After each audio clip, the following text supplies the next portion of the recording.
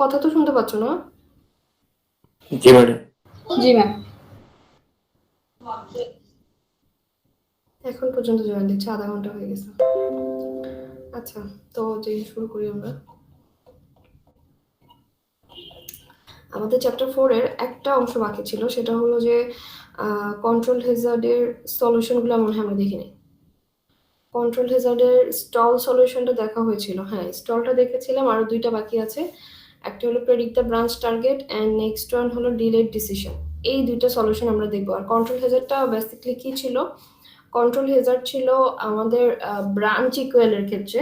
Branch equal ইনস্ট্রাকশনের ক্ষেত্রে আমাদের একটা ডিসিশনের ব্যাপার আছে যে ব্রাঞ্চ ইকুয়ালকে ইকুয়াল হবে না, কারণ ইকুয়াল হলে দেখা যায় আমরা এক সাইডে যাই, আর ইকুয়াল না হলে আরেকটা সাইডে যেতে হয়, মানে অ্যাড্রেসের কথা যদি বলি আর কি। তো এই যে দুইটা কনফিউশনের জন্য আমরা আসলে কিভাবে আমাদের ডাটা পার্টটাকে ডিজাইন করলে আমাদের সবকিছু মেনটেন হবে, লাইক হলো যে আমরা প্যারালালি কাজও করতে পারবো, আমাদের কোনো টাইমের কি হবে না, টাইমের কোনো অপচয় হবে না, সবকিছু মেনটেন করে কাজ করতে পারবো। তো ওই কারণেই আমাদের কন্ট্রোল হ্যাজার্ড নিয়ে আলোচনা করা আর কি।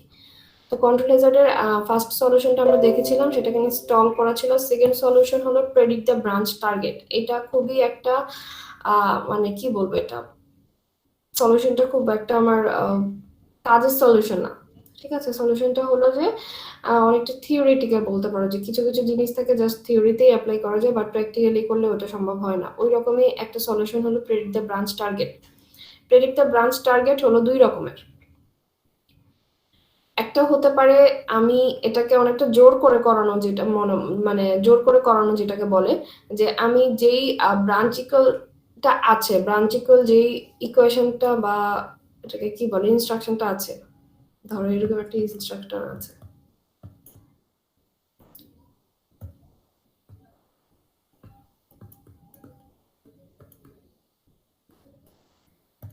ধরো এখানে 100টা আছে।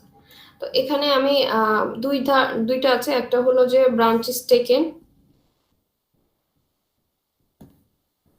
ব্রাঞ্চ ইজ টেকেন মানে হলো যে ব্রাঞ্চটাকে অলওয়েজ ট্রু ধরবো, মানে সেইটা ট্রু তো কখন হবে, যখন S1 S2 ইকুয়াল হবে তখনই তো সেটা ট্রু হবে, বাট আমরা ওই সময় পর্যন্ত ওয়েট করব না যে এটা ইকুয়াল হবে তারপরে আমরা যাব। আমরা ধরেই নিব ব্রাঞ্চ ইকুয়াল ইনস্ট্রাকশন পেলে সেটা ট্রু হবে। ট্রু হওয়ার মানে কি, সেটা হলো যে আমার 100 অ্যাড্রেসে জাম্প করে চলে যাবে। আরেকটা সলিউশন আছে ব্রাঞ্চ ইজ নট টেকেন, যেখানে কিনা আমি ব্রাঞ্চটাকে অলওয়েজ ফলস ধরবো। ব্রাঞ্চ ইকুয়াল যে ইনস্ট্রাকশনটা দেওয়া থাকবে সেটাকে বলে নিব যে এটা অলওয়েজ ফলসই হবে, মানে এটা যাই থাকুক না কেন, ট্রু হলেও ফলস, ফলস হলেও ফলস, সবসময় ফলস। তো এই জিনিসটাকে বলা হয় ব্রাঞ্চ ইজ নট টেকেন। এবং ব্রাঞ্চ ইজ নট টেকেন এর মানে কি, ব্রাঞ্চ ইকুয়ালটা কখনো আমার ইকুয়াল হবে না। ইকুয়াল না হওয়ার সেকেন্ড কাহিনী কি, যে আমি এইখানে জাম্প করব, মানে পিসি যদি এটা হয় এটা হবে PC+4 ইনস্ট্রাকশনে চলে যাব। তো এই দুটো সলিউশন এখানে দেওয়া আছে আমার। কি আছে দেওয়া আছে প্রেডিক্ট দ্য ব্রাঞ্চ টার্গেট আমার সলিউশন। এটার মধ্যে দুইটা ভাগ আছে। একটা হলো যে যখন branch is not taken, branch is not taken মানে ব্রাঞ্চটাকে অলওয়েজ আমি মিথ্যা ধরবো, অলওয়েজ মিথ্যা ধরবো। আর মিথ্যা ধরার কাহিনী কি হচ্ছে, যে আমার এখানে তিনটা ইনস্ট্রাকশন দেওয়া হচ্ছে, add instruction, branch equal instruction, আরেকটা হলো লোড ইনস্ট্রাকশন। তো এখানে যেহেতু আমি এটাকে সবসময় ফলস ধরতেছি, তার মানে আমার এই যে অ্যাড ইনস্ট্রাকশনের 2 সেকেন্ড পরে আমার ব্রাঞ্চ ইকুয়াল শুরু হচ্ছে, এটা আমার এক্সিকিউশন হলেও মানে এটা অলওয়েজ ফলসই হবে। ফলস হওয়ার মানে হলো এরপরে যে লোড ইনস্ট্রাকশনটা আছে সে তার মতো এক্সিকিউট করা শুরু করে দেবে। সে কারোর জন্য ওয়েট করবে না কি ব্রাঞ্চ ইকুয়াল হলো নাকি ইকুয়াল হলো না, কারণ ব্রাঞ্চ ইকুয়াল হলো তো আমার লোডের এক্সিকিউট করার কথাই না। লোড থেকে সে চলে যাবে কোথায়, 40 যে অফসেট অ্যাড্রেসটা আছে ওইখানে সে ক্যালকুলেশনের মাধ্যমে চলে যাবে, সে লোড কখনোই এক্সিকিউট করবে না। কিন্তু এখানে যেহেতু আমি বলে নিচ্ছি যে ব্রাঞ্চটা সবসময় মিথ্যা হবে, মানে ব্রাঞ্চ কখনোই ট্রু হবে না, এটা জোর করে করানো যে ব্রাঞ্চটা কখনোই আমি ট্রু হতে দিব না। দ্যাটস মিন ব্রাঞ্চের পরবর্তীতে যে ইনস্ট্রাকশনটা আছে সেটা অ্যাজ ইউজুয়াল এক্সিকিউট করে যাবে।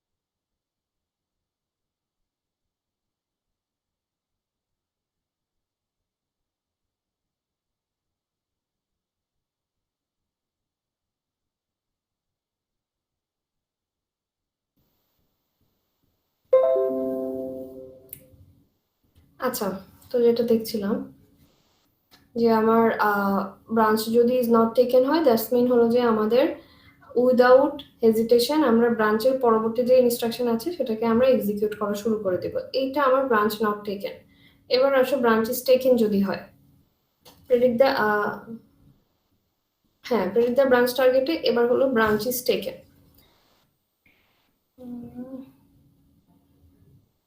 ওকে, একটু ওয়েট করো।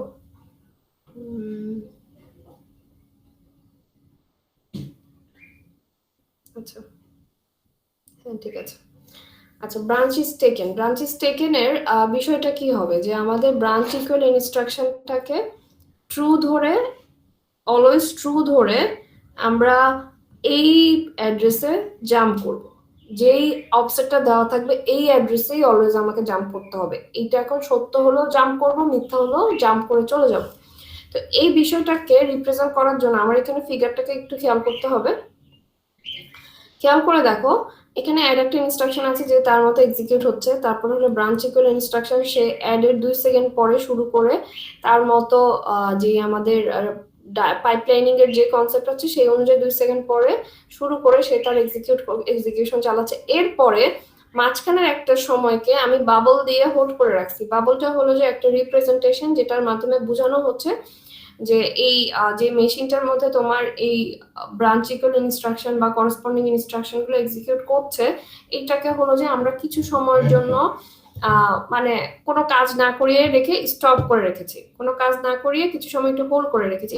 এই সময়টার মধ্যে হলো ব্রাঞ্চ ইকুয়াল ইনস্ট্রাকশনটা কতটুকু চলে আসবে। ব্রাঞ্চ ইকুয়াল ইনস্ট্রাকশনটা হলো আমার রেজিস্ট্রেশন পর্যন্ত, মানে রেজিস্টারের কাজ পর্যন্ত চলে আসবে। এই কিছু সময়ের মধ্যে এই যে 2 সেকেন্ড সময়টা, এক্সট্রা 2 সেকেন্ড সময়টা হোল্ড করে রাখছি, ওইটাকে বাবল দিয়ে রিপ্রেজেন্ট করেছি। এই 2 সেকেন্ডের মধ্যে রেজিস্টারের কাজটা কমপ্লিট করবে এবং সাথে সাথে এলিওতে চলে আসবে। এবং যখনই হলো যে আমার ব্রাঞ্চ ইকুয়ালটা এলিওর কাজ শুরু করবে, তখনই হলো যে এই অফসেট যেটাতে, মানে অফসেট অ্যাড্রেস 40 যে অ্যাড্রেসটা আছে ওইটাতে গিয়ে যে করসপন্ডিং কাজ আছে সেটা হলো এক্সিকিউট করবে। ঠিক আছে, এখানে আর ওয়েট করবে না, আমাকে তো এলইউ রেজাল্ট পর্যন্ত ওয়েট করতে হতো। এলইউ রেজাল্টটা দেওয়ার পরেই না আমরা বুঝতে পারতাম আসলে এটা ইকুয়াল হয়েছে কি হয় নাই, কিন্তু আমরা এলইউ পর্যন্ত ওয়েট করি নাই। না ওয়েট করে আমরা এর আগেই অরের কাজটা শুরু করে দিয়েছি। দ্যাটস মিন আমরা ধরেই নিয়েছি যে ব্রাঞ্চ ইকুয়াল যেটাই হোক না কেন আমাকে অরে যেতেই হবে। অর হলো কোনটা, 40তে যেই অফসেট অ্যাড্রেসটা আছে এখানে হলো অরের কাজ হচ্ছে আর কি, এই জন্যই তীর চিহ্ন দিয়ে দেখানো হয়েছে। তো এই সলিউশনগুলো আসলে বেসিক্যালি ফিজিবল কোনো সলিউশন না, এটা জাস্ট হলো থিওরিটিক্যাল দুইটা কনসেপ্ট যে আমরা এরকম ধরে আমাদের কি বলে এটাকে হার্ডওয়্যারকে ডিজাইন করতে পারি, বাট ডিজাইন করলে আসলে খুব বেশি কাজ হবে না, কারণ এটা যেহেতু আমরা জোর করে করানো হচ্ছে, সো যে কোনো কিছুই তোমার অ্যারেঞ্জ করতে পারে, যে কোনো প্রবলেমই অ্যারেঞ্জ করতে পারে, 50-50 চান্স, হলেও হতে পারে না হলেও হতে পারে। আচ্ছা, এবার আসো লাস্ট সলিউশন যেটা, এটা হলো মোস্ট ফিজিবল সলিউশন আমাদের কন্ট্রোল হ্যাজার্ডের ক্ষেত্রে। সেটা হলো যে ডিলেড ডিসিশন। ডিলেড ডিসিশন বিষয়টা কি, এটাকে বোঝানোর জন্য আমাকে কিছু ইনস্ট্রাকশনের সাহায্য নিতে হবে। ধরো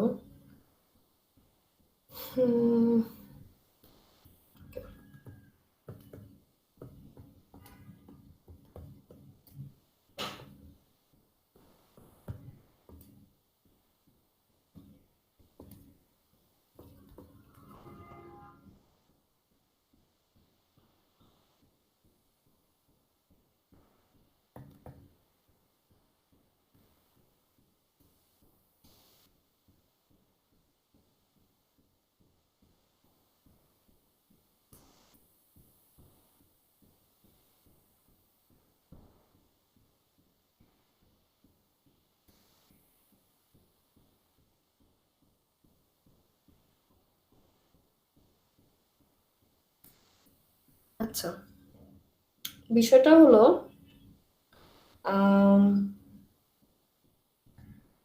এখানে ডিলেড ডিসিশনটা একটা কি ছিল একটু দেখে নিতে দাঁড়াও। ওকে,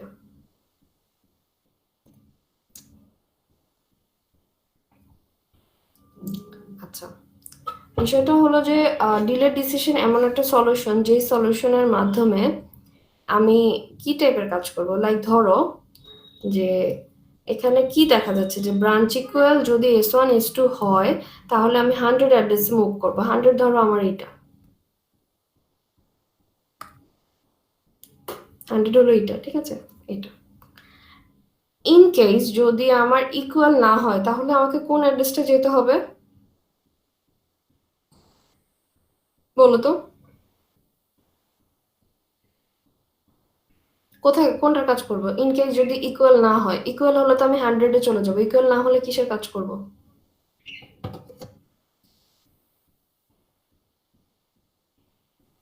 তোমরা কি কথা শুনতে পাচ্ছ না?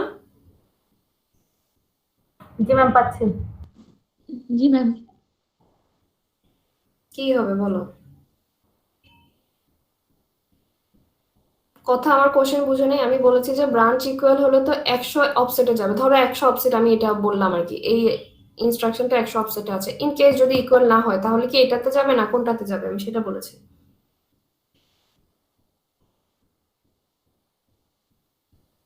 কেউ বলতে পারবে না? এটা যাবে। কেটে যাবে, সিম্পল। তুমি কেন বুঝতে পারছো না? অ্যাড ইনস্ট্রাকশনে যাবে। আমার ব্রাঞ্চ ইকুয়াল এক্সিকিউট করলে সে দূরবর্তী একটা অ্যাড্রেসে চলে যাবে, এই যে দূরবর্তী অ্যাড্রেস ধরলাম এইটা। আর যদি এক্সিকিউট না করে সে অ্যাড করবে, অ্যাডের কাজ করবে as usual, line by line যেভাবে এক্সিকিউট করে। তার মানে তোমরা এতদিন কিছুই বুঝো নাই, ব্রাঞ্চের কাজ কারবার যা বুঝাইছি সব মাথার উপর দিয়ে গেছে। এই কনসেপ্ট নিয়ে পরীক্ষার কোশ্চেন যখন দিব, হা করে বসে থাকবা যে আমি কি লিখতে দিয়েছি।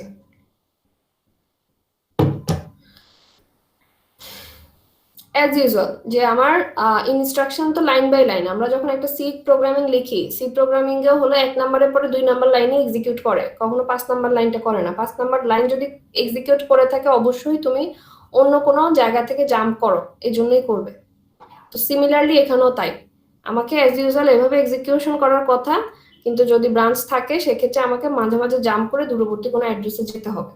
এখন আমাকে বলো, এই স্টোর ইনস্ট্রাকশনটা কি ব্রাঞ্চের উপর ডিপেন্ড করছে কি করছে না?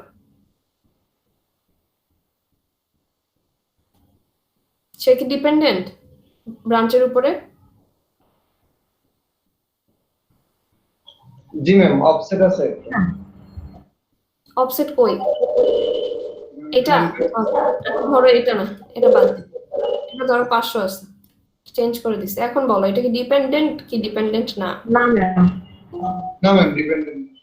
এটা কেন ডিপেন্ডেন্ট না? এটা রিজন আছে। কারণ হলো ব্রাঞ্চের উপর আমার শুধুমাত্র 2টা লাইনই ডিপেন্ডেন্ট। 2টা লাইন কোনটা কোনটা? যে ব্রাঞ্চ ইকুয়াল হলে এটাতে যাবে, আর ইকুয়াল ব্রাঞ্চ ইকুয়াল হলে 100তে যাবে, আর ব্রাঞ্চ ইকুয়াল না হলে অ্যাজ ইউজুয়াল পরবর্তী ইনস্ট্রাকশনটাতে সে মুভ করবে। এখন কথা হলো এই ডিসিশনটা নিতে তো আমাকে কিছু সময় ওয়েট করতে হয় যে আসলে ইকুয়াল হচ্ছে কি হচ্ছে না, এটা তো একটা সময়ের ব্যাপার, আমাকে একটা সার্টেন টাইম পর্যন্ত ওয়েট করতে হবে। এখন এই যে সার্টেন টাইমটা ওয়েট না করে যদি আমি এমন ভাবে চিন্তা করি যে যারা ব্রাঞ্চের উপর ডিপেন্ডেন্ট না ওদেরকে আমি এক্সিকিউট করা শুরু করে দিব, ঠিক আছে? আমাকে যেহেতু একটা ডিসিশন নিতে হচ্ছে, যেমন ধরো তোমাদের যদি রিয়েল লাইফের একটা এক্সাম্পল দেই, সেটা হলো যে কালকে কি কম্পিউটার আর্কিটেকচার পরীক্ষা হবে কি হবে না আমি তো জানি না, কিন্তু হলো যে আমাকে পরশুদিন অন্য একটা এক্সাম দিতেই হবে। ধরো পরশুদিন অ্যালগরিদম এক্সাম দিতেই হবে, কালকে হোক আর না হোক পরশুদিন আমাকে অ্যালগরিদম এক্সাম মাস্ট দিতেই হবে। তো এখন আমার কালকে হচ্ছে কি হচ্ছে না সেটার ডিসিশন যতক্ষণ পর্যন্ত আমি না নিতে পারি ততক্ষণ তো আমি অ্যালগরিদম পড়া চালিয়ে যেতে পারি, যেহেতু পরশুদিনেরটা আমি কনফার্ম। তো ব্যাপারটা অনেকটা এরকমই যে এই ইনস্ট্রাকশন আর এই ইনস্ট্রাকশনের মধ্যে কোনটা এক্সিকিউট করবে সেটা ব্রাঞ্চের উপর ডিপেন্ড করে, কিন্তু এইটা আসলে কারোর উপর ডিপেন্ড করে না, এটা মাস্ট এক্সিকিউট করবেই, এটা অ্যাজ ইউজুয়াল এক্সিকিউট করবেই। সো এই ডিসিশন সময়টা নেওয়ার মধ্যবর্তী সময় আমি যারা ব্রাঞ্চের উপর ডিপেন্ড করবে না ওদেরকে যদি এক্সিকিউট করে দিতে পারি তাহলে আমার আর কোনো প্রবলেমই হয় না। এখন এই ইনস্ট্রাকশনটা তোমার এক্সিকিউট করতে করতে ইন দ্য মিন টাইম আমি ডিসিশন নিয়ে ফেলতে পারবো যে ব্রাঞ্চ থেকে আসলে কোন পথে আমি যাব, আমি কি এই পথে যাব নাকি এই পথে যাব, ঠিক আছে? তো এটা আসলে কারোই ওয়েট করতে হয় না, সবাই যে যার মতো কাজ চালিয়ে যেতে পারে, এটাকে বলা হয় ডিলেড ডিসিশন। যেমন এখানে একটা চিত্র দেওয়া আছে যে ব্রাঞ্চ ইকুয়াল 1 একটা রেজিস্টার 2 রেজিস্টার যদি ইকুয়াল হয় তাহলে আমরা 40-তে যাব, ঠিক আছে? আর এই অ্যাড ইনস্ট্রাকশনটা হলো ডিলেড ব্রাঞ্চ স্লট, মানে এই যে এরকম আর কি, যে এরকম একটা ইনস্ট্রাকশন যেটা কিনা আমার ব্রাঞ্চের উপর ডিপেন্ড করে না, এটাকে ডিলেড ব্রাঞ্চ স্লট বলতেছে।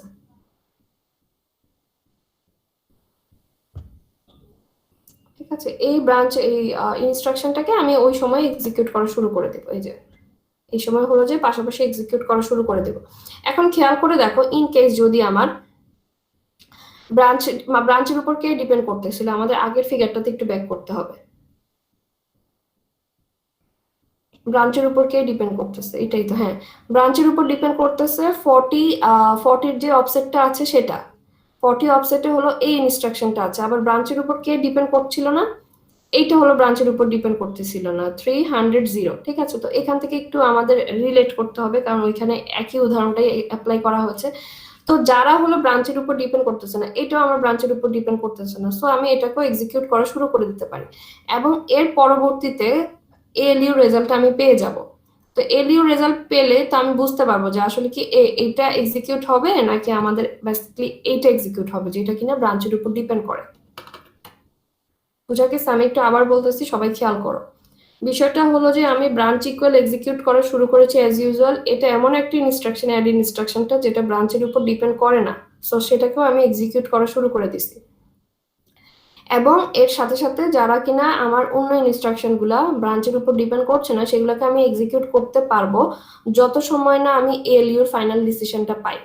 এলইউর ফাইনাল ডিসিশন যদি পেয়ে যাই, যদি দেখে ব্রাঞ্চ ইকুয়াল হচ্ছে না, তার মানে লোড ইনস্ট্রাকশনটাই চলবে। আর যদি ইনকেস যদি দেখি না এলইউ তো আমার ইকুয়াল হয়ে গেছে, সেক্ষেত্রে লোডটা ক্যান্সেল করে আমার যেটা চলার সেটাকে আমি এক্সিকিউট করা শুরু করে দেব। এই হলো আমার ডিলেট ডিসিশন আর কি, এবং এটা হলো মোস্ট ইফেক্টিভ সলিউশন আমার কন্ট্রোল হ্যাজার্ডের জন্য। কারো কোনো কোশ্চেন আছে? কোশ্চেন কি থাকবে, তোমরা তো বুঝতেই পারতেছো না যে কোনটার পর কোনটা এক্সিকিউট করবে। না ম্যাম বুঝতেছি। ওকে, দেখো তাহলে। আর এটা হলো যে কোশ্চেন থাকলে তো হলোই। এটা আমার চ্যাপ্টার 4 এর শেষ একটা পার্ট ছিল, দুইটা পয়েন্ট ছিল, এটা লাস্ট ক্লাসে পড়াই নেই। চ্যাপ্টার 4 আমার শেষ, ঠিক আছে। আর আমাদের হলো একটা চ্যাপ্টার এখন বাকি আছে, ওইটা পড়া বেশি না, বাট ওইটার স্লাইডটা আমি খুঁজে পাচ্ছি না আনফরচুনেটলি। একটু তাহলে হোল্ড করো, আমি একটু আবার স্লাইডটা খুঁজি।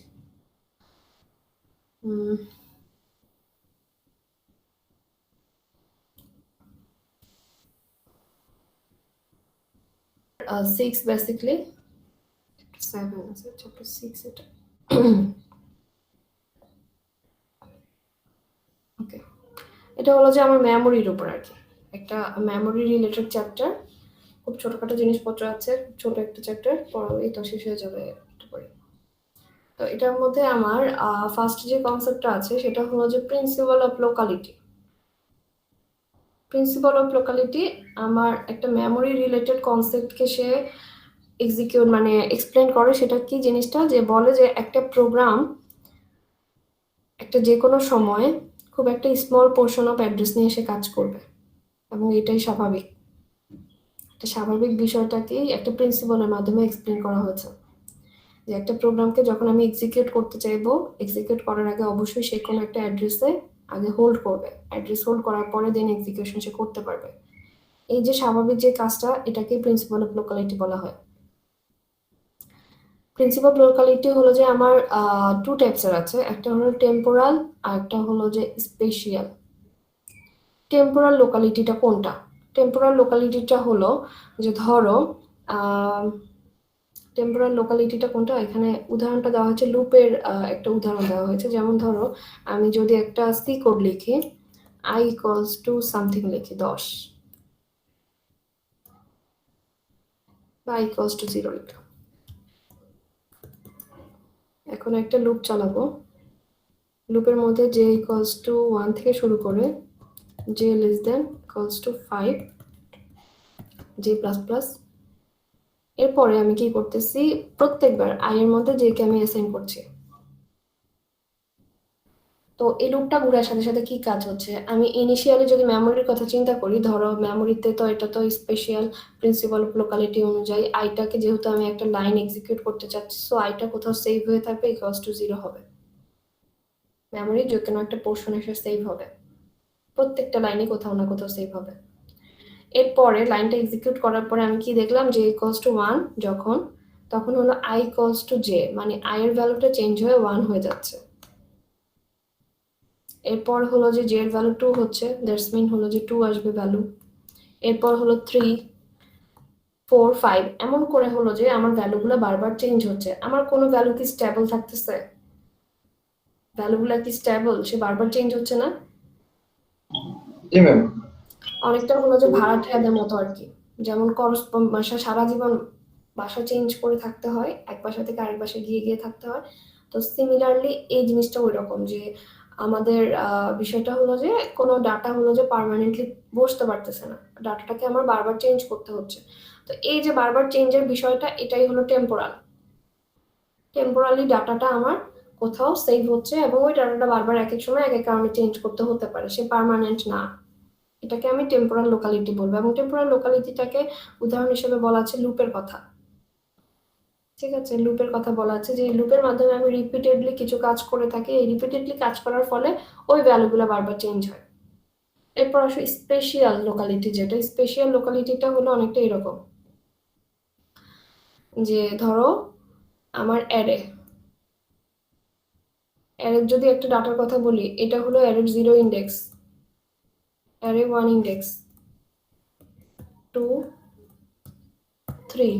এখন এরা যদি মেমোরিতে সেভ হয়, ধরো এখানে আছে 10 20 30 40, এরা যদি মেমোরিতে সেভ হয়, মেমোরিতে এদের সেভের সিকোয়েন্সটা কেমন হবে? প্রথমে A0 বসবে, এর ঠিক পরবর্তী অ্যাড্রেসে A1, এর পরবর্তী অ্যাড্রেসে A2, এবং এর পরবর্তী অ্যাড্রেসে বসবে আমার A3। সিকোয়েন্সিয়ালি বসবে, সিকোয়েন্সিয়ালি পাশাপাশি পাশাপাশি বসবে। এই যে পাশাপাশি এদের বসার যেই প্রবণতাটা, এটাকে বলা হয় স্পেশিয়াল লোকালিটি। মেমোরিতে ওরা পাশাপাশি জায়গা নিয়ে বসে থাকবে, স্পেস নিয়ে বসে থাকবে, স্পেস থেকে স্পেশিয়ালি এসেছে, স্পেস থেকে স্পেশিয়াল লোকালিটিটা এসেছে। তো এটা হলো আমার স্পেশিয়াল লোকালিটি। আর হলো নর্মালি যদি আমি কোনো ডাটা সেভ করার কথা চিন্তা করি, লাইক হলো i ইকুয়ালস টু a, বা ধর i equals to 5, j equals to 10, normal একটা সিম্পল একটা ইনস্ট্রাকশন লিখলাম। এটার ক্ষেত্রে কিন্তু কোনো গ্যারান্টি নাই যে আমার i আর j পাশাপাশি সেভ হবে। ধরো এখানে i সেভ হলে আমার দূরবর্তী কোনো অ্যাড্রেসে আমার j সেভ হবে। কেন সেভ হবে? কারণ এটার মধ্যে ওই ধরনের করসপন্ডিং পাশাপাশি থাকার রিলেশনটা নাই। এগুলো হলো যে এক একটা ছাড়া ছাড়া ভেরিয়েবল। বাট যদি তুমি অ্যারেতে কোনো ভেরিয়েবলকে রিপ্রেজেন্ট করো, সেক্ষেত্রে অবশ্যই ওরা পাশাপাশি থাকবে, এবং এই পাশাপাশি থাকার যে কাহিনীটা, সেটাই হলো আমার স্পেশিয়াল লোকালিটিটা। এক্সাম্পল আছে যে অ্যারের মধ্যে ন্যাচারালি যেভাবে থাকে সেটাই হলো স্পেশিয়াল লোকালিটি।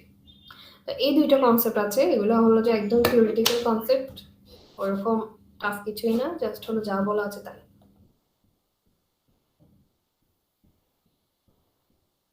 ওকে, এরপরে হলো যে আমার, ওকে এটা একটু দেখি। এটা একটা আসে বাচ্চাকালের একটা কনসেপ্ট আমার, মেমোরি হায়ারার্কি। মেমোরি হায়ারার্কির মধ্যে মেমোরি হলো যে সাইজ অনুযায়ী ওদেরকে ক্লাসিফিকেশন করা হয়েছে এবং কি কি পার্থক্য হয় সেটা বলা হয়েছে। যেমন মেমোরি হায়ারার্কিতে বলা হয়েছে সবচেয়ে ছোট মেমোরিটা আমার স্পিডটা হবে সবচেয়ে বেশি, সবচেয়ে ছোট মেমোরিতে স্পিডও সবচেয়ে বেশি হবে এবং কস্টও বেশি। আবার সবচেয়ে বড় মেমোরিতে স্পিডটা হলো যে সবচেয়ে লোয়েস্ট হবে এবং সেটার কস্টটা কম হবে। কস্টটা বেসিক্যালি স্পিডের উপরই ডিপেন্ড করে। এখন আমাকে কেউ কি এক্সপ্লেন করতে পারবা যে কেন হলো যে আমার ছোট মেমোরিতে কাজ করাটা ফাস্ট, বা কেন ফাস্টার হচ্ছে, কেন? এটা রিজনটা কি বলো তো? এটা তো মুখস্থর কিছু নাই, এটা রিজন তো অবশ্যই আছে যে ছোট হলে আমার ফাস্টার হবে। ওই ফাস্টার রিজনটাই কেউ কি বলতে পারবা? ম্যাম ছোট মেমোরিতে জায়গা কম, অল্প জিনিস থাকে, এই জন্য ম্যাম দ্রুত কাজ করে। এক্স্যাক্টলি এটাই, যে আমার যেহেতু ধরো অনেকটা এরকম যে তোমাকে একটা বাসার ঠিকানা আমি দিয়ে দিয়েছি, যে গলিতে পাঠালাম ওই গলিতেই বাসাটা আছে এবং ওইখানে হলো 10টা বাসা আছে। তো তোমার সময় কম লাগবে, 10টা বাসার মধ্যে তুমি একটা ঠিকানা ধরে যদি সার্চ করো অবশ্যই তোমার সময় কম লাগবে। কিন্তু যদি তোমাকে আমি একটা এলাকায় পাঠিয়ে দিই, যে ধরো একটা এলাকায় গিয়ে এই বাসাটা খুঁজে বের করো, এবং এখানে হাজার হাজার বাসা আছে, সো ওই বাসাটা খুঁজে বের করতে তোমার সময় লাগবে। তো সিমিলারলি মেমোরিতে যখন আমার অ্যাড্রেস কম থাকে, ওইখানে যদি কোনো করসপন্ডিং কাজ করতে যাই, মেমোরি ছোট মানে কি ওটার মধ্যে অ্যাড্রেস কম, করসপন্ডিং কাজ করতে গেলে আমার হলো সময় কম লাগবে। ঠিক আছে, আর যদি মেমোরি বড় হয় দ্যাটস মিন ওইখানে অনেক মানে অ্যাড্রেস আছে, সো ওইখানে করসপন্ডিং অ্যাড্রেস খুঁজে বের করে কাজ করাটা আমার সময় সাপেক্ষ ব্যাপার, এবং এই জন্য এটা স্লো হয় আর কি। এটাই রিজন, এটাই যেটা ধরেছো সেটাই কাহিনী। বাকিরা কি বুঝতে পারছো?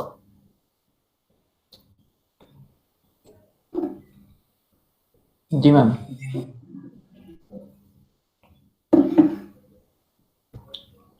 এবার আসো ক্যাশ মেমোরি, এটাতেই আমাদের মেমোরি মেইন কনসেপ্টটা আছে। ক্যাশ মেমোরি হলো যে কি, আমাদের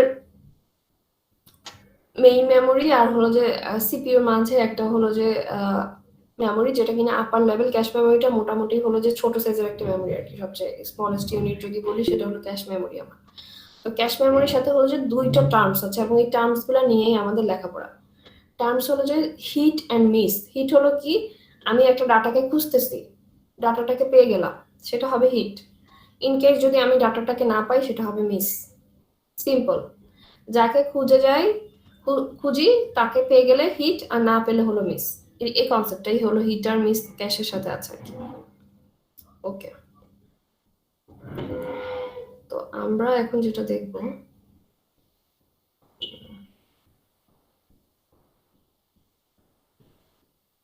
এই যে ক্যাশের কনসেপ্টটা দেখানো হয়েছে যে আমার সিপিইউ আর মেইন মেমোরির মধ্যে সে একটা টেম্পোরারিলি ডাটা সেভ করে হলো যে ইয়ে করবে আর কি, ডাটা ট্রান্সফার করবে। আচ্ছা, তো এই টাইপের কোশ্চেনগুলো আমাদের পরীক্ষাতে আসে। ক্যাশ রিলেটেড যে কোশ্চেনটা আছে এখানে, এই টাইপের জিনিসগুলো আমাদের সলভ করতে হয়।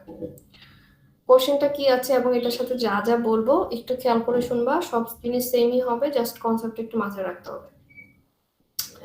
বলা আছে the series of memory addresses references given as word addresses আর। এখানে কিছু রেফারেন্স দেওয়া আছে, এই রেফারেন্সগুলো অনুযায়ী আমাকে ডাটাগুলো খুঁজতে হবে। ঠিক আছে, এরপর বলা আছে যে একটা ম্যাপ ক্যাশ চিন্তা করতে, যে ক্যাশটার সাইজ হলো 811 ব্লক, মানে ক্যাশের মধ্যে হলো যে 8টা ঘর আছে, ক্যাশের মধ্যে 8টা অ্যাড্রেস আছে, এবং ক্যাশটা হলো যে আরেকটা কথা বলা আছে যে ক্যাশটা হলো যে ইনিশিয়ালি এমটি,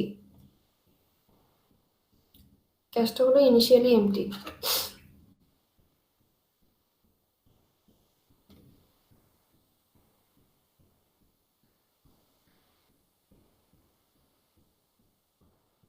ঠিক আছে, ক্যাশটা হলো ইনিশিয়ালি এমটি বলা আছে, আর সাথে সাথে বলা আছে ক্যাশের মধ্যে হলো যে 8টা ঘর আছে। এই যে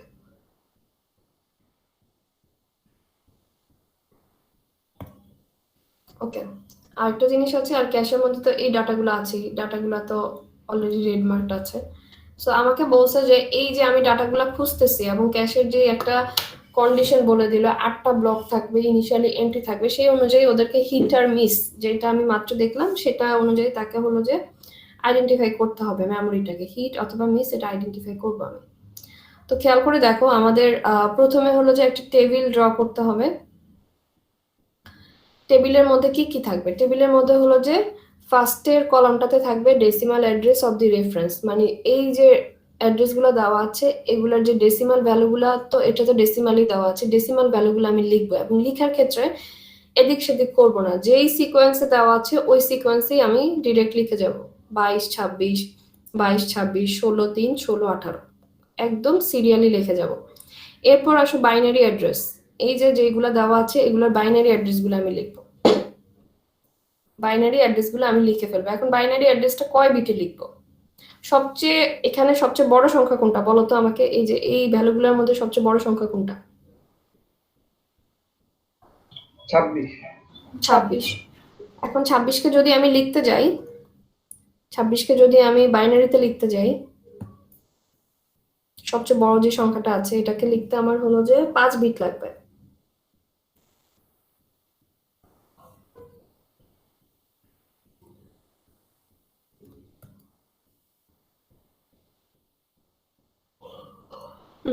তাহলে হলো যে 16-র নিচে লাগবে 20 24, এটাতে 0 1 0, এটা হলো আমার 26। ঠিক আছে, 11010, তো 26কে লিখতে আমার লাগছে 5 বিট। সো আমার করসপন্ডিং যারা যারা আছে সবাইকে আমার 5 বিটে রিপ্রেজেন্ট করতে হবে, যারা যারা আছে সবাইকে আমি 5 বিটে রিপ্রেজেন্ট করব। এবং এটা রিজনটা কি, যেহেতু সবচেয়ে বড় সংখ্যাটাকে আমার 5 বিটে রিপ্রেজেন্ট করতে হচ্ছে। তো 22কে আমি 5 বিটে লিখলাম, 26কে লিখলাম, এরকম করসপন্ডিং সবাইকে আমি, যেমন 3কেও হলো যে 5 বিটে রিপ্রেজেন্ট করা আছে এখানে, ঠিক আছে, 3কেও 5 বিটে রিপ্রেজেন্ট করা আছে। আচ্ছা, হিট আর মিসের যে ঘরটা আছে ইনিশিয়ালি সেটা এমটি থাকবে, কারণ সেটা আমি জানি না আসলে কি রকম কি হবে, সেটা আমি পরবর্তীতে মেমোরি দেখে দেখে আমি ডিসাইড করব হিট হবে নাকি মিস হবে। ইনিশিয়ালি সেটা এমটি থাকবে।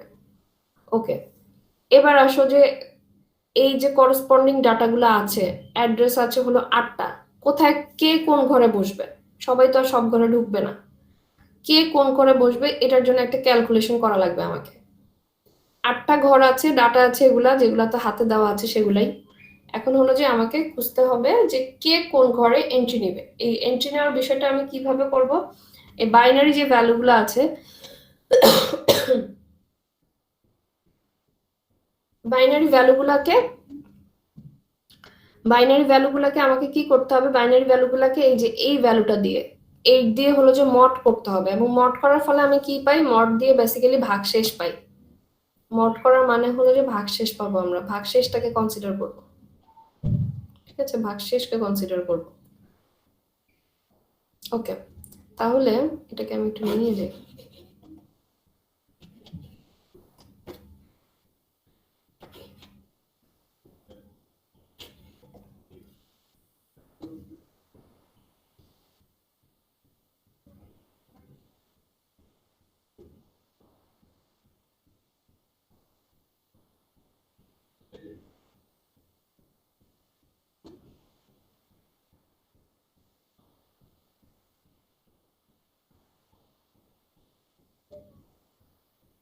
ওকে, আচ্ছা, এখন কথা হলো আমরা এই যে প্রত্যেকটা ভ্যালুকে হলো যে 8 দিয়ে মড করবো, 8 দিয়ে মড করে ভাগশেষটা হলো যে এখানে লিখবো। এখন আসো, প্রথমে আসো 22কে যদি আমি 8 দিয়ে মড করি, মড করলে হলো যে কি আসে, 2 আর 16, এটা হলো আমার রেজাল্টটা 6। তো 6কে লিখতে আমার কয় বিট লাগবে, 6কে লিখতে লাগে 3 বিট। ওকে ফাইন, আমি 3 বিট লিখলাম। এরপর প্রত্যেকটা ভ্যালুকে 8 দিয়ে মড করে করে আমি দেখব, ঠিক আছে। তো এই ভাগশেষগুলোর মধ্যে সবচেয়ে বড় ভ্যালু দেখা যায় আসে 6ই। 6ই হলো সবচেয়ে বড় ভ্যালু। আমার কনসেপ্টটা একটু খেয়াল করো, যেটা বলছি খুব ভালো করে কানে নাও। ভাগ করার পরে আমি তো করসপন্ডিং সবাইকেই ভাগ করে দিলাম, ভাগ করার পরে দেখলাম যে ভাগফলগুলোর মধ্যে সবচেয়ে বড় ভ্যালু হলো 6ই, 6 থেকে বড় ভ্যালু নাই। তো 6কে লিখতে আমার লাগে 3টা বিট, 3 বিট। তো এই 3 বিট হলো বাকি সবাইকেই, তার মানে 3 বিটে আমাকে রিপ্রেজেন্ট করতে হবে। আরেকভাবে আমি চিন্তা করতে পারি, এভাবে এটাতে একটু অ্যাকচুয়ালি এভাবে না চিন্তা করে আমার মনে হয় এভাবে চিন্তা করাটা উচিত হবে যে কয় বিটে হবে আমার। না, এভাবে আসলে চিন্তা করো না, এটা মনে হচ্ছে ভুল হবে এভাবে করলে। আমি বলছি যেটা হলো কিনা 8, ক্যাশের মধ্যে কয়টা ঘর আছে, 8টা ব্লক আছে। এভাবেই কম, এটা ঠিক আছে, এই ওইটাই ঠিক আছে, এভাবে চিন্তা করো। ক্যাশের মধ্যে হলো আমার 8টা ব্লক আছে। এখন 8টা ব্লককে যদি আমি নাম্বারিং করি 0 থেকে 7, 0 থেকে 7, এখন সবচেয়ে বড় সংখ্যা কোনটা,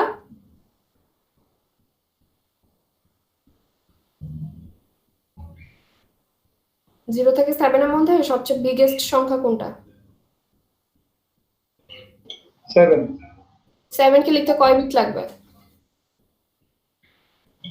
4 বিট 4 বিট লাগে, 3 3 তিন বিট বিট। 3 বিট লাগবে, ভুল করা যাবে না, 7 কে লিখতে 3 বিট লাগবে। সো যেহেতু 7 কে লিখতে 3 বিট লাগে, তার মানে হলো এই যে আমরা যা মড যা করতেছি সব হলো 3 বিটে লিখবো। কনসেপ্টটা কি, 8টা ব্লক আছে, 8টা ব্লক আমি পরীক্ষা চেঞ্জ করে দিতে পারি। সো এখানে যদি আমি 16টা, ইনকেস যদি 16টা ব্লক দেই, তাহলে 0 থেকে 15, এবং 15 কে লিখতে লাগে আমার 4 বিট। সো প্রত্যেকটা ভাগশেষকে আমার 4 বিটে রিপ্রেজেন্ট করতে হবে তখন। আর যেহেতু এখানে আমি বলে দিয়েছি যে 3 বিট, কেন 3 বিট, কারণ 7 কে লিখতে হলো 3 বিট লাগে হাইয়েস্ট। সো প্রত্যেকটা ভাগশেষকে আমি 3 বিটে রিপ্রেজেন্ট করবো। আর ভাগশেষ তো এটা দেখানোর কিছু নাই, নর্মালি যেমন 16কে যদি আমি 8 দিয়ে ভাগ করি আমার ভাগশেষ থাকবে 2। সো 2 কে আমি 3 বিটে লিখেছি, ঠিক আছে।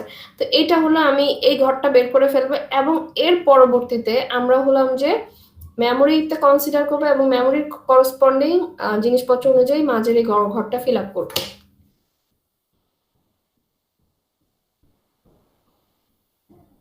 ওকে,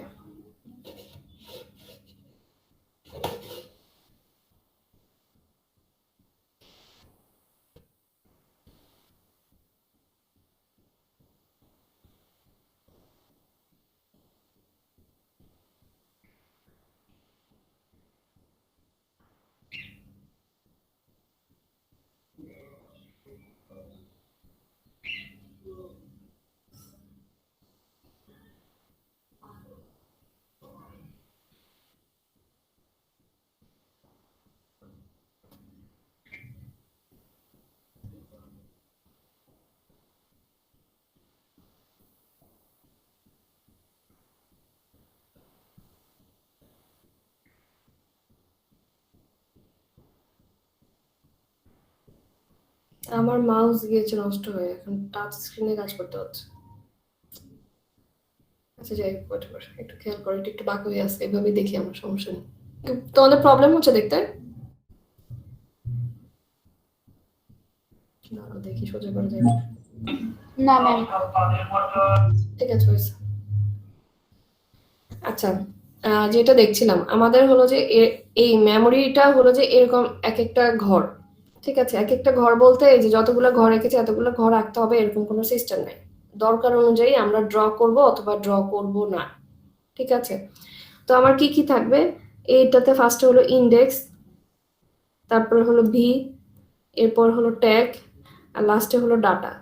এবং প্রত্যেকটা ঘরে এই 4টা কলামই আছে, প্রত্যেকটা টেবিলে 4টা কলামই আছে। আচ্ছা, ইনিশিয়ালি ইন্ডেক্সে কারা কারা বসবে? ইন্ডেক্সে হলো আমি ওই যে বললাম যে আমার ক্যাশের মধ্যে 8টা ব্লক আছে, 0 থেকে 7। এই 0 থেকে 7 গুলাই হলো আমার ইন্ডেক্স, মানে হলো যে অ্যাড্রেস গুলো আর কি।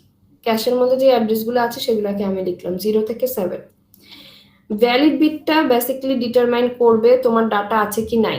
যদি ডাটা ইনিশিয়ালি, যেহেতু আমাকে বলে নিয়েছে কোশ্চেনে, আমার একটা কথা বলা ছিল যেটা কিনা আমি হাইলাইটও করেছিলাম, যে ইনিশিয়ালি ক্যাশটা হলো এমটি, ইনিশিয়ালি ক্যাশটা হলো এমটি। সো আমার ভ্যালিড বিটে যেহেতু কেউই নাই, মানে আমার কোনো ডাটা নাই ক্যাশের মধ্যে, সো ভ্যালিড বিটে যেটা দিয়ে আমি রিপ্রেজেন্ট করবো ডাটা আছে কি নাই, সেটা হলো সবগুলা প্রথমে এন হবে। এন দ্বারা বুঝাচ্ছি নো, মানে ডাটা নাই, so valid bit no, N. ট্যাগটা কি? ট্যাগটা আমি একটু পরে বলছি। আর এরপর হলো ডাটা পার্ট। ডাটা পার্টে হলো যে কি ডাটাটা এন্ট্রি করবে তোমার মেমোরিতে সেটা, যেহেতু ইনিশিয়ালি ক্যাশটা এমটি, সো কোনো ডাটাও নাই, কোনো ট্যাগও নাই। এবং ডাটা থাকলেই ট্যাগ থাকবে, ডাটা নাই সো ট্যাগও নাই।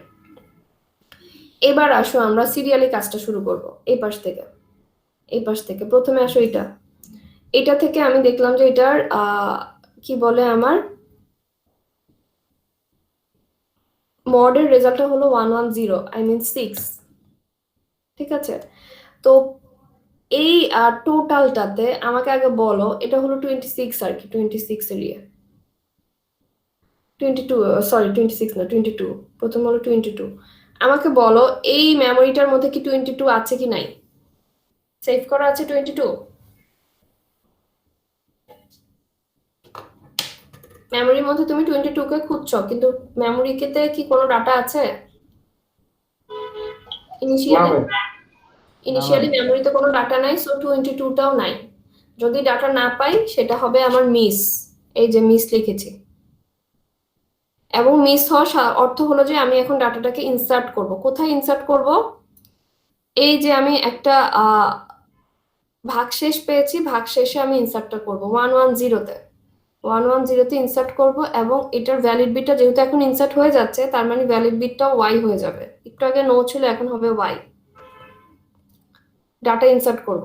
ডাটা পোর্শনে আমি কোন ডাটাটা রেখে দিচ্ছি? এই যে এই 22-এর যে বাইনারি ভ্যালুটা, সেটা আমি ডাটা পোর্শনে রেখে দিচ্ছি। এখন ট্যাগ বিট কোনটা হবে? ট্যাগ বিটটা হলো যে এটা জাস্ট হলো একটা ট্যাগ, যেটা দিয়ে রিপ্রেজেন্ট করব যে আসলে এটা কোন ঘরের ডাটাটা ইনসার্ট হয়েছে, মানে এটা শুরুতে কোন ধরনের, এটা জাস্ট হলো একটা ফ্ল্যাগ এর মতো আর কি কাজ করবে, যে আসলে এটা কি ধরনের ভ্যালু সে হোল্ড করে রাখছে ওইটাই। তো এখানে ট্যাগ বিটটা কাকে কনসিডার করতেছে? প্রত্যেকটা বাইনারি যে ভ্যালু আছে এটার প্রথম 2 বিট, প্রথম 2 বিট। এখন প্রথম 2 বিট কেন কনসিডার করতেছে? আমার টোটাল বিট আছে 5টা, তোমার আমার মডে চলে যাচ্ছে 3টা, দ্যাটস মিন থাকতেছে দুইটা, আর এই দুইটা হলো প্রথম দুইটা। এই হিসাবে হলো যে ওরা ট্যাগটাকে ডিফাইন করেছে।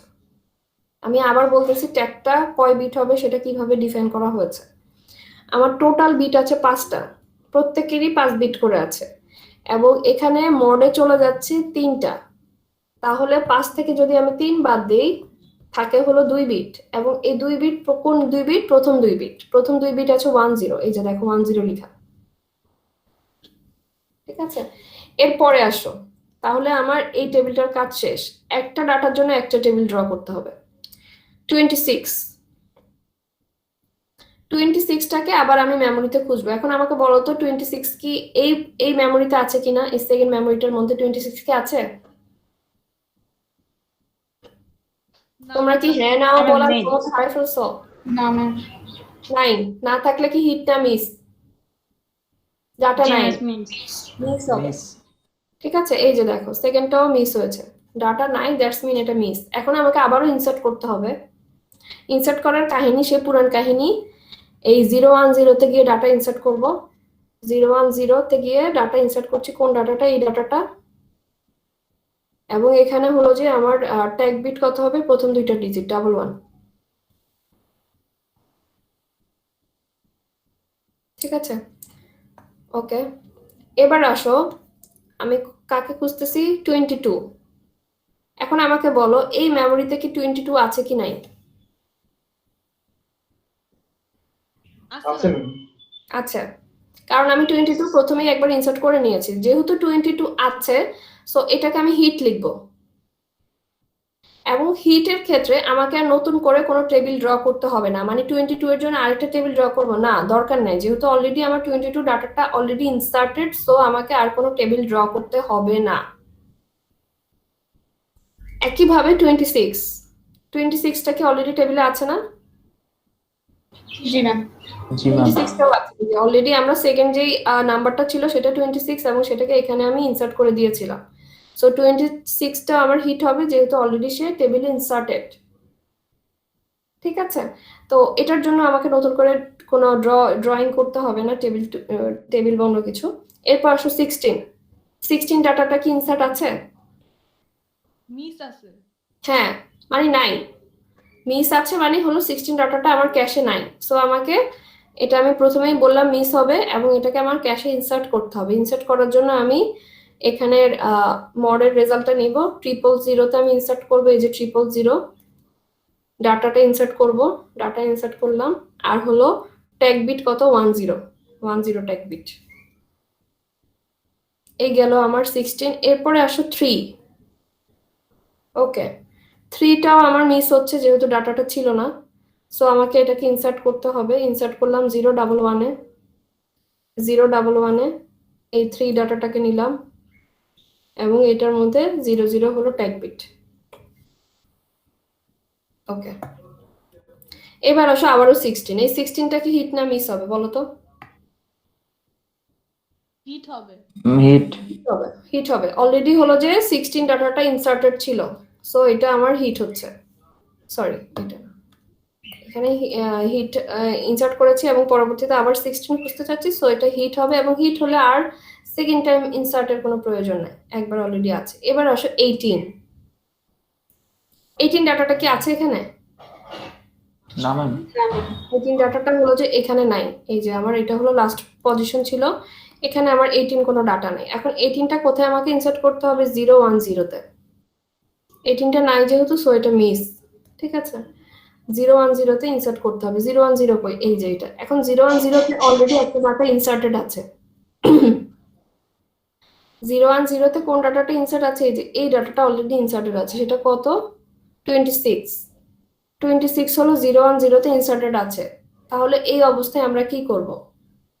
এই অবস্থায় আমাদের কাজ কি হবে? ক্যাশ মেমোরি হলো এমন একটা মেমোরি যে মেমোরিতে ডাটাগুলো টেম্পোরারিলি হোল্ড করে, কোনো ডাটা পার্মানেন্ট না।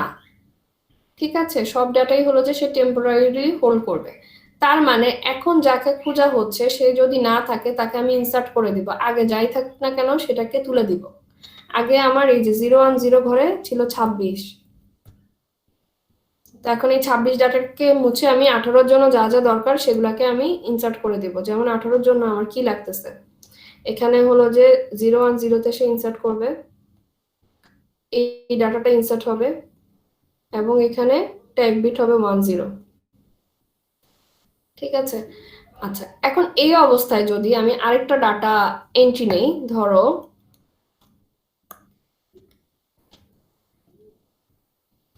26টাকে যদি আমি এন্ট্রি করাতে চাই, এখন বলতো 26 কি হিট হবে না মিস হবে এই পজিশনের জন্য? হিট হবে। মিস হবে। হিট কেন হবে? যে বলেছো হিট কেন হবে বলো, তুমি কি এখানে 26টা কি পাচ্ছো? এই জায়গাতে কি 26 আছে আমার এই লাস্ট পজিশনে? লাস্ট মেমোরির যে কন্ডিশনটা আছে এটাতে কি 26 আছে? 26টাকে তুমি মাত্রই মুছে দিলা, 18 দ্বারা রিপ্লেস করে দিলা না, তাহলে তো 26 চলে গেছে। 26টা ছিল ওয়ান্স আপন এ টাইম আমার মেমোরিতে 26 ছিল, কিন্তু পরবর্তীতে 18 এসে 26টাকে তুলে দিয়ে সে এখানে বসে পড়ছে, এই যে লাস্টে যেটা হলো। এরপর যদি আমি 26কে খুঁজতে যাই তাহলে এটা মিস দেখাবে, নট হিট, এবং আমাকে আবারও 18 এর জায়গায় 26টা ক্যালকুলেশন অনুযায়ী এন্ট্রি নিতে হবে। এই কনসেপ্ট বুঝছেন?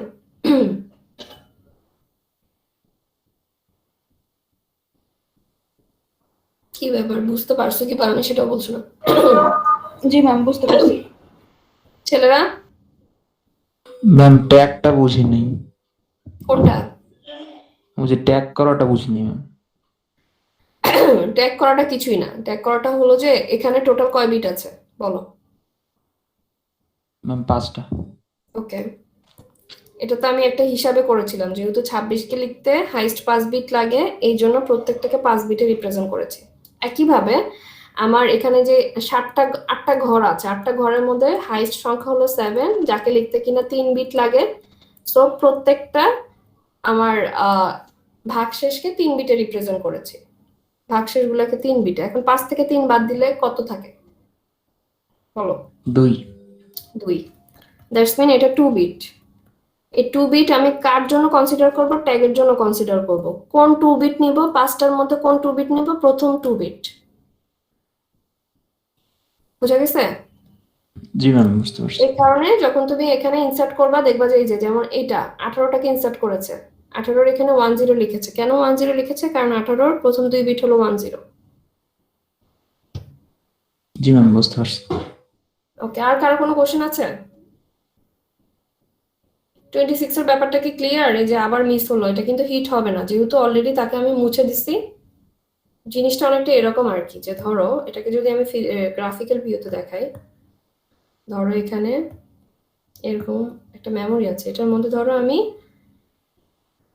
প্রথমে 26কে সেভ করলাম, এরপরে হলো যে 18 এসে 26কে রিপ্লেস করে দিল। এখন যদি আমি মেমোরিতে 26 খুঁজি, এখন কি আমি পাবো 26কে? না ম্যাম। পাচ্ছি না, তার মানে এটা মিস। এবং এই কেসটাই এখানে হয়েছে, যে প্রথমে 26 ছিল সেটাকে মুছে 18 বসাচ্ছে, এবং পরবর্তীতে যদি আমি 26কে খুঁজি অবশ্যই পাবো না। তো সেই কারণেই হলো যে মিস হবে, হিট হবে না। এই বিষয়টা একটু খেয়াল রাখতে হবে। আমাদের সিলেবাস এতটুকুই, এই শেষ। এখন হলো যে তোমাদের কাজ এগুলো দেখা রেগুলারলি, আর হলো যে ইন কেস সমস্যা থাকলে আমরা যে কোনো একদিন বসে প্রবলেমগুলো সলভ করব। সিটি কবে দিবে বলো? সিটি কয়টা দিয়েছিলে তোমরা? একটা না দুইটা? ও ম্যাম একটা। ম্যাম একটা। তাহলে আর কি সিটি দিয়ে দাও এই উইকে, নেক্সট উইকে 3 নাম্বারটা দিও, নাকি একসাথে 10 মাসের সিটি তো একদিন আমার মনে হয় যে কোনো একটা করসপন্ডিং সময় নিয়ে 2-3 ঘন্টা সময় নিয়ে দুইটা দিয়ে দেওয়াই ভালো, 2 দিন ওয়েস্ট করার থেকে। আচ্ছা, এটা ডিসিশনটা তোমরাই নাও, আর সিলেবাসটা আমাকে 2টা সিলেবাস বলবা যে এই সিলেবাসের উপর 2টা সিটি দিতে চাচ্ছ, তো ওইভাবে আমি আর কি বলে দেব। আর একটা কথা, যে পরীক্ষা হবে কি হবে না এটা নিয়ে হলো যে মাথা ব্যথা করে সবকিছু বন্ধ করে বসে থেকো না, যেহেতু আমাদের কোনো নোটিস নাই, তো পরীক্ষা হবে ভেবেই আগাতে হবে। এবং পরীক্ষার উপরে সিটি টিটি ডিপেন্ড করছে না, সিটি অ্যাসাইনমেন্ট এগুলো হলো যে আমার এক্সামের উপর ডিপেন্ড করছে না। সো এখানে যে স্যার ম্যাডাম সিটি বা অ্যাসাইনমেন্ট দিচ্ছে ওগুলা চুপচাপ দিয়ে দিবা, ওগুলা হোল্ড করে রাখার কিছু নাই। বুঝা গেছে? ম্যাম বুঝছো কি না জি বলো? ম্যাম। তো এই আশায় বসে থেকো না যে সিটি দিব না, পরীক্ষা হবে না। পরীক্ষা হবে কি হবে না আমরা নিজেরাও জানি না, তোমরাও তো জানোই না। তোমরা কি জানো সিটি পরীক্ষা হবে কি হবে না? না ম্যাম। তাহলে তাহলে কেন হোল্ড করে থাকবো? সবাই হলো যে পরীক্ষা দিবা, ঠিক আছে? আর সিটির টাইমটা হলো যে আমাকে একটু বলে দিও, সিআর এর সাথে ডিসকাস করে 2টা সিলেবাস নিবে, নিয়ে হলো যে আমাকে একদিনও দিতে পারো 2 দিনও দিতে পারো, এটা তোমাদের উপর ডিপেন্ড করছে, আমাকে ওভাবে জানিয়ে দিও। ঠিক আছে, অ্যাটেন্ডেন্স দিয়ে ক্লাস লিভ দিতে পারো।